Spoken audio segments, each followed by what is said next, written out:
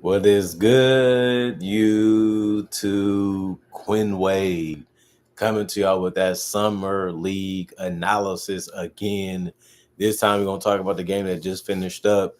The San Antonio Spurs ended up beating the Golden State Warriors by 2.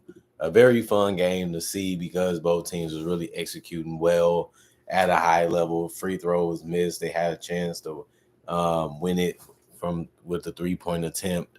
Ended up missing from Richardson. Unfortunately for the Warriors fans, they don't really care too much because the summer league game is all about development. Obviously, you care about that more than anything else in these environments and these things, and you're just trying to fill out the rest of that roster with guys that you like and guys that you feel can fill a role or do things that can help you win or just be available to fill in that void that you might have on your roster if somebody goes down. And I feel like both of these teams have that figured out when it comes to their roster. It's just they have a lot of guys coming in and out and playing minutes, and they're just trying to figure out who they like and who they don't like, who they need, who they don't need, and who can play a role better than another guy. But the Spurs won the game 90-88. They won the first quarter 21-13 against the Warriors, but they lost that second quarter 33-24, allowing this Golden State Warriors to make this game very interesting because the third quarter was won by the Spurs, but they only won it by 2 because it was 24-22. And then they won the fourth quarter 21-20 to close out the Warriors with the win. Now, the San Antonio Spurs played a whole lot of players again, but some players they're better ones that have showed that they can play more minutes. And some of the other guys got in and got out. They didn't really do that much or had opportunity to because the minutes and the opportunity just wasn't there for them tonight. So maybe a different game, maybe a different night. They can try some of these other guys, give them some, chance to show what they can do and show what they can be. And that's what the Spurs are basically trying to do with the spots that they have open before they close up their spots by the start of the season. Nate ended up playing 13 minutes for the San Antonio Spurs. He was 0-1 from the field. He ended up having 1 rebound, 2 steals, a block, a turnover, 3 personal fouls. He was a +3 and plus minus, but he didn't score a point at all in this game in those 13 minutes that he played. But he did show that he can be a solid defender, and that's something that he's showing us, but he has to do it at a higher level if he wants to make it to the NBA for a couple years. But he's showing the potential. David Jones Garcia has been really good so far for the Spurs in both back-to-back games. 29 minutes. He was 9-14 from the field. He kept getting open from 3 and was just letting it fly. He finished 4-7 from 3, which was great to see. And he also was 3-5 from the free throw line, 3 rebounds, 3 assists, 3 steals. He also had 6 turnovers, which was way too much. But he did have 2 personal fouls only in those 29 minutes, and he finished as a -2 and plus minus. And he led the team with 25 points. And honestly and truthfully, he had the most points in the game for both teams by individual players. So he didn't handle the ball the greatest. He didn't make the greatest decisions when he had the ball, but he also scored at such a high efficient level that made up the difference to having a good game to a great game. And I think that when you look at the things he did defensively and look at the shots he was able to make and the shot attempts that he took, which was really high percentage ones, you got to say he played a great game tonight. Harrison Ingram, 14 minutes, 2-5 from the field, 0-1 from 3, 4-5 from the free throw line, 6 rebounds, one of them being offensive, 1 assist, 2 steals, 2 turnovers, and a personal foul. He finished with 8 points. A good game from him. You like his rebounding the most besides his scoring, and he was also able to get his hands in there and get some things that ended up turning, into a good defensive game for him. Amari Moore, 24 minutes, 5-9 from the field, 3-6 from 3, 4 assists, 1 steal, 3 turnovers. He had way too many fouls, which actually was the most on the team besides Jameer Nelson Jr. with 5. And he also finished as a +5 and plus minus. He got in double figures with 13. That's good to see, especially because he was efficient with his shot making ability tonight. and he was also able to find his teammates the most than any player on the roster. He led everybody with those 4 assists, even if they came off the bench.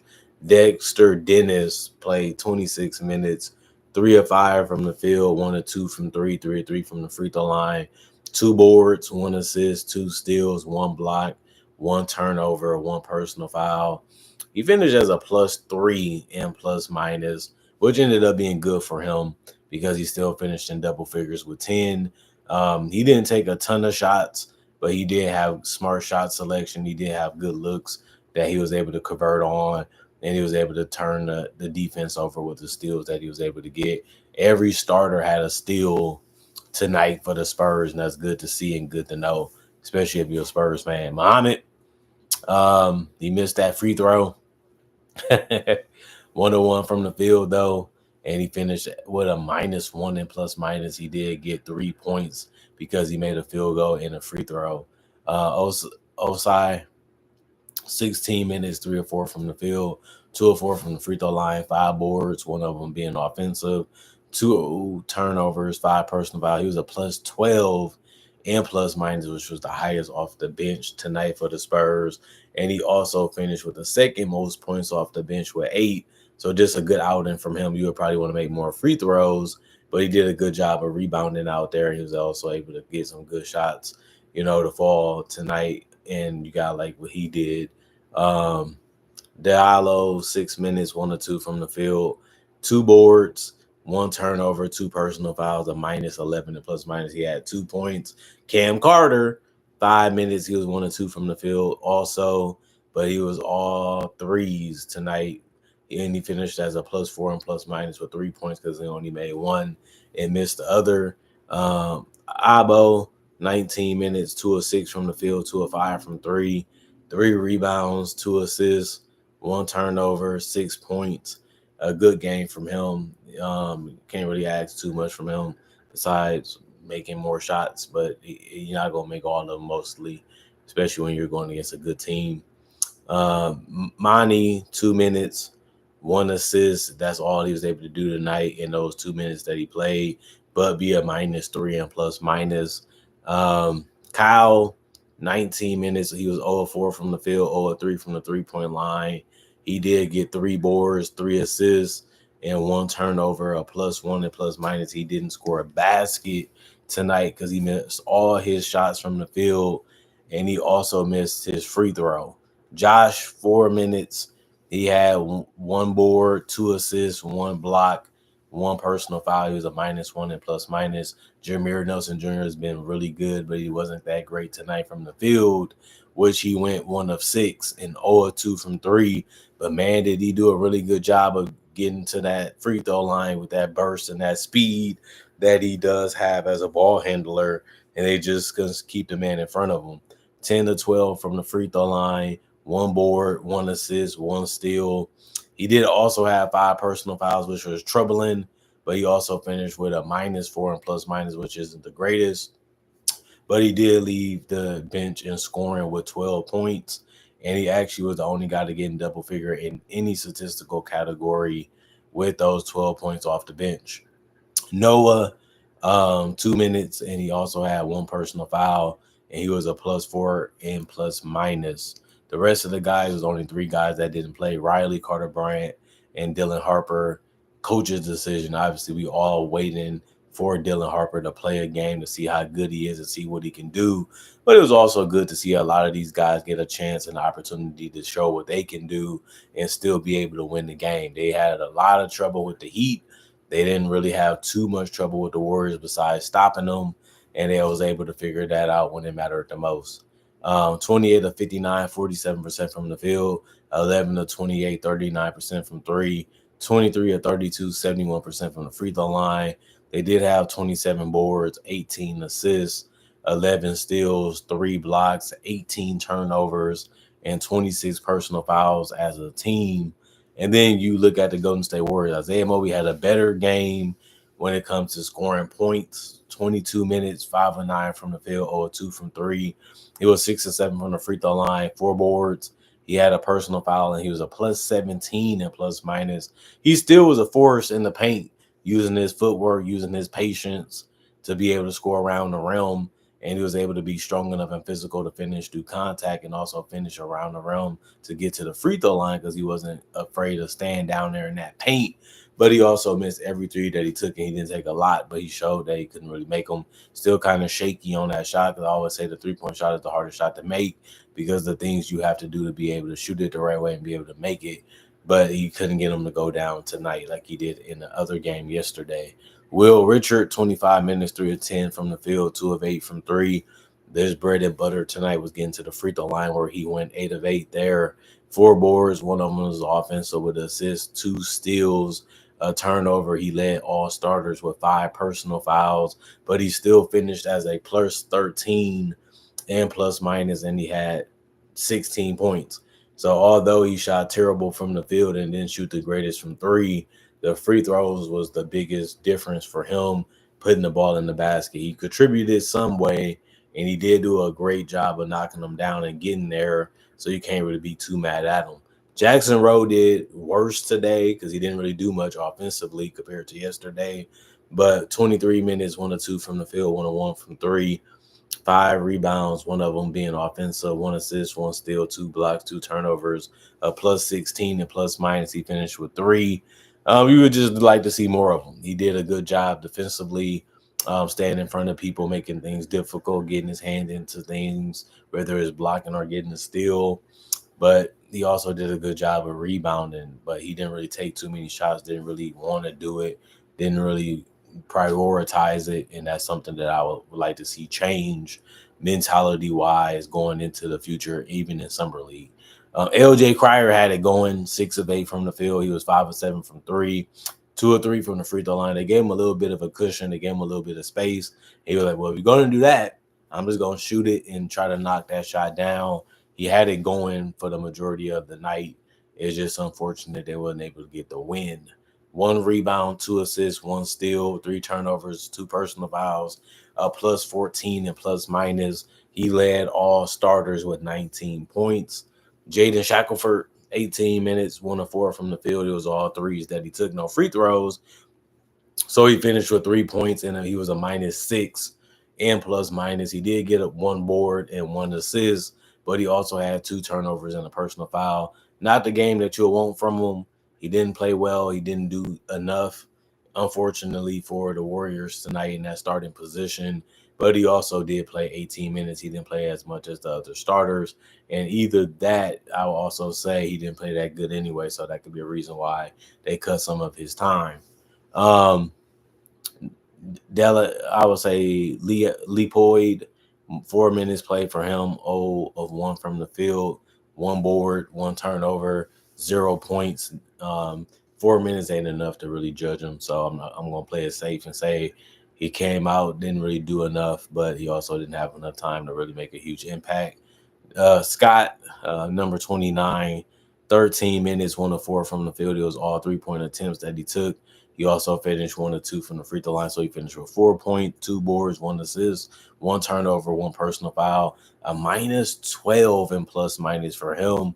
Want a little bit more from him. We'll see if he's able to bring that in the next game. Gabe Madsen, 13 minutes for him, 1 of 5 from the field, 1 of 4 from 3.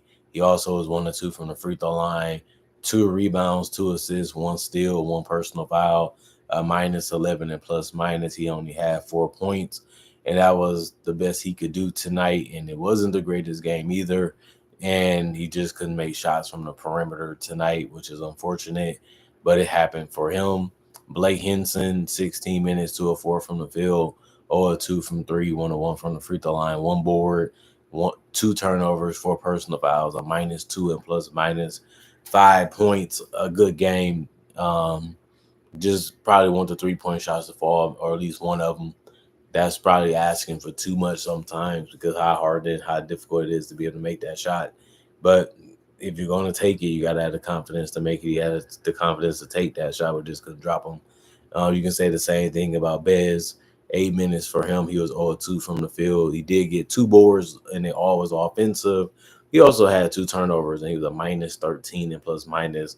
The problem was that he didn't score a basket. Even when he had the attempts, they wasn't the most difficult attempts. He just couldn't put it down. Chris, 10 minutes, he was 0-3 from the field, 0-1 from three, one board, two assists, one steal, four turnovers, two personal fouls. He was a minus 21 and plus minus. A good game. Not a good game, I would say. Yeah, he couldn't make a shot either off the bench, but I liked the fact that he did get the assist and a steal. He had way too many turnovers too, and he committed two personal fouls also in 10 minutes. You just look at it like, well, not too many guys off the bench tonight was able to contribute and help us a lot throughout the game. And we missed a lot of shots off the bench too. And you can't really say that about Javier Francis. He played 16 minutes. He was 5 of 8 from the field, and he was 0-1 from three. And the problem was also he went 0-1 from the free throw line. But he was also able to grab 7 boards, 3 offensive, 1 steal, 2 blocks. And he also had 2 turnovers. The problem with him, he also had 6 personal fouls.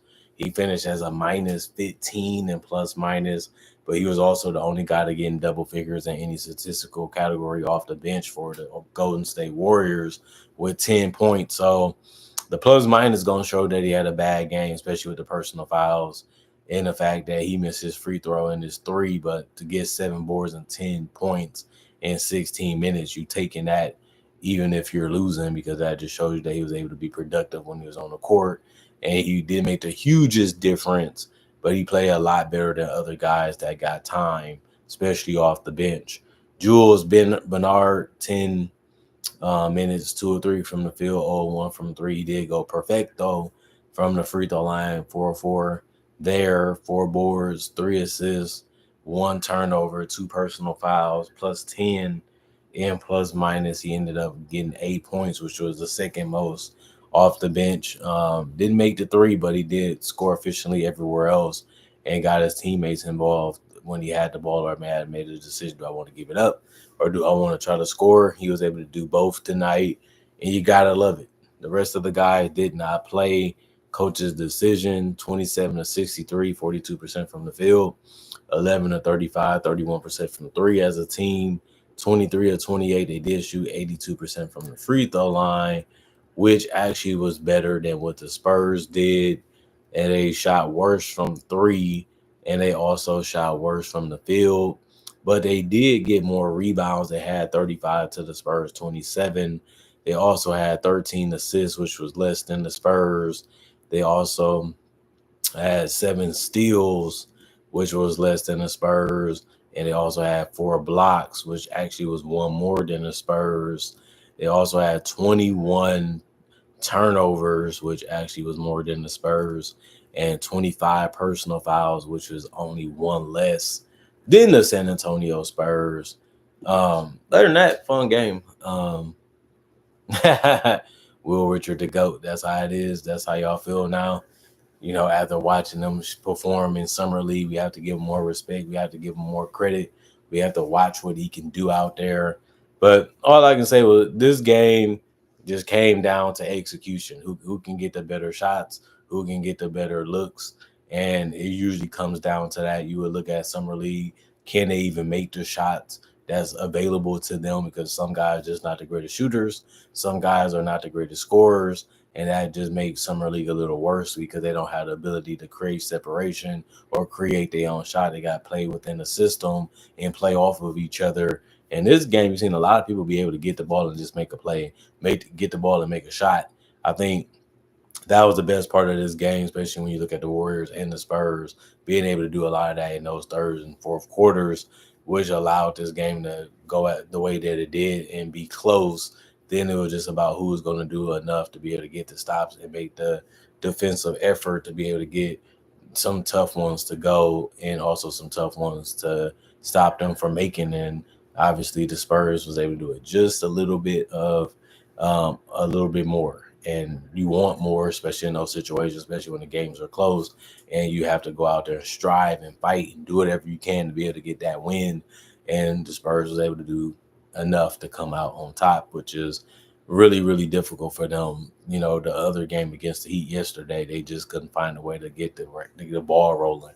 They could just find a way to get everything figured out when they was on the court, because so many guys was going in and out of the lineup and trying to figure out what lineup works, what players work with who, how can we get these guys to go, how can we get these guys to play well. And then as soon as they'll try to figure out something, they'll be taking them right back out of the game and putting them on the bench and putting somebody else in. So they was never really able to build that consistency. They was never really able to find something that worked, because they was just playing too many people. And tonight they play a lot of people, but some people that really played well was able to stay on the court long enough to build that chemistry. They stayed long enough on the court to build, some good habits together. And that's what you have to do in summer league. And that's what you want to see, who really is, dependable, who really is reliable, who really can be somebody we can trust, in any situation. And the Spurs were just able to do that just a little bit better than the Golden State Warriors today. And that's why they was able to walk out with the win. It sounds easy. It sounds like something that every team should be doing, and they do. It's just about, can you make the play and can you make the shot after they give you the ball, or after you have that opportunity to get the ball in your hand. What are you going to do with it? Is you going to pass it, or is you going to try to score it, or is you going to be able to create something even better? And we have to just wait and see until you make that decision. Then we can judge it after. And that's the whole purpose of me watching the entire game and giving you what I feel after the game, because it sounds just more educated and it sounds just more factual, and that just makes it better to explain, because we know exactly what happened. So it helps me out too to tell y'all, Spurs doing that thing, man. And it looked confusing yesterday. It looked at a whole lot more organized and more figured out tonight. And we're going to see what they do with the rest of their players and the rest of their rotation as Summer League continues. And we're going to see how many of these guys stay on the roster and how many of these guys getting cut, because the Spurs are playing double-digit guys, the back-to-back games. And it is going to be interesting to see what they do with their roster cuts coming into the next couple weeks. And the Warriors, they got theirs figured out when it comes to their rotation. They know exactly who they playing. They know exactly who they want, to get the most shine and the most time out there. And that's what made this game competitive, because the shorter rotation just shows you that they know what they're trying to do and what they're trying to get across with the players that they have. And that's all you really need to do, and that's all you should be doing in Summer League anyway. And the Miami Heat did the same thing to the Spurs, and that's why they won. The Warriors just came up a little short. It happens. It's part of the game, but the game was still fun and interesting, and that's all we can ask for when it comes to the game of basketball. Look at this channel as a form of entertainment, a factual entertainment also. But other than that, comment, like, subscribe, share. Hit the notification bell for more analysis if you're new to trying to do conversation videos just like this, but about various different NBA-only topics.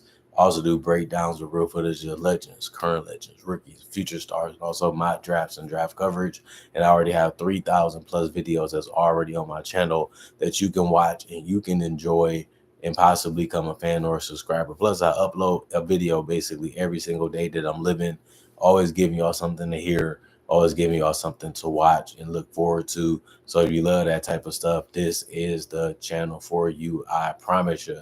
And most of the people that found this channel will say the same, and they have become a fan instantly. And I really don't blame them for that, but I am proud that they think of me that way, because like I said, this channel been around for 10 plus years, and that's a 50-50 reason why I keep coming back. Y'all love how I make my videos, and I love making them for y'all. And that's the bind that keeps us together and keeps us interested in each other and keeps the relationship where it needs to be. Thank y'all for making time for me. Thank y'all for continuing to support me in the past, the present, also in the future. Thank y'all for appreciating the content for what it is and loving what I do and how I make it. Also, thank y'all for coming back, and thank y'all for staying subscribed. And I also will say, hope you guys enjoyed y'all weekend. Hopefully you guys are ready for the weekday to get y'all grind back on. You got to keep having fun, have some leisure, and also have some rest, while also getting your goals and making new goals to continue to lock in and stay focused on what you need to do to stay out of trouble and be productive in this world that can be chaos and crazy sometimes. But if you do that, you can have a better life and have a better peace. And having that peace of mind is one of the strongest and best things you can have. And all I can encourage you guys is to get that and keep it as long as you can. Other than that, I hope you guys are straight, and I'm going to see you guys tomorrow. Hopefully, peace out. Y'all stay blessed up. I'm going for now, and hopefully I can have some more fun with y'all tomorrow. Love y'all. Enjoy y'all day.